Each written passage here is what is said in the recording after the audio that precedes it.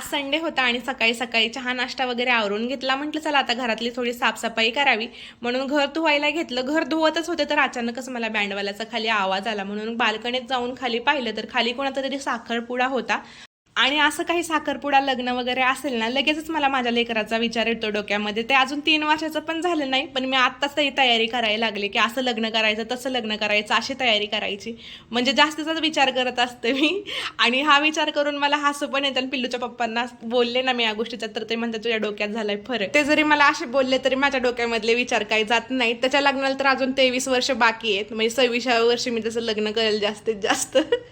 तर इकडं मी बनवलेली होती सोयाबीन आणि बटाट्याची भाजी, सोयाबीन बटाट्याचा राईस बनवलेला होता मिक्समध्ये. पिल्लूच्या पप्पांना विचारलं होतं दुपारी जेवणामध्ये काय बनवू तर ते म्हटले होते एकदम झणझणीत असा राईस बनव. तर इकडं मी सोयाबीन आणि बटाटा टाकून एकदम झणझणीत असा राईस बनवला आणि पिल्लूसाठी थोडासा शिरा पण बनवायला घेतला.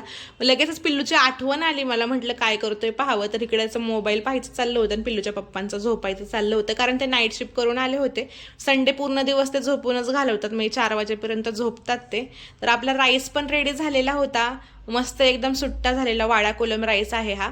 एकदम सुट्टा असा राईस झाला होता आणि पिल्लूचा शिरा पण रेडी झाला होता. दूध तूप आणि साखर टाकलेली होती याच्यामध्ये. गुळ संपला होता म्हणून गुळ काय ऍड केला नाही. आणि इकडे मी पिल्लूच्या लग्नाचा विचार करू करू एकटीच हसत होते. तर राईस सोबत खाण्यासाठी मी हिरव्या मिरच्या तळून घेतल्या होत्या तोंडी लावायला. बटरमध्ये तळलेल्या ह्या हिरव्या मिरच्या आहेत. बटरमध्ये मिरच्या तळल्यामुळे अजून टेस्टी लागत होत्या. तर हे दुपारचं साधं सिंपल जेवण होतं. आता आपण भेटूयात नवीन व्हिडिओमध्ये.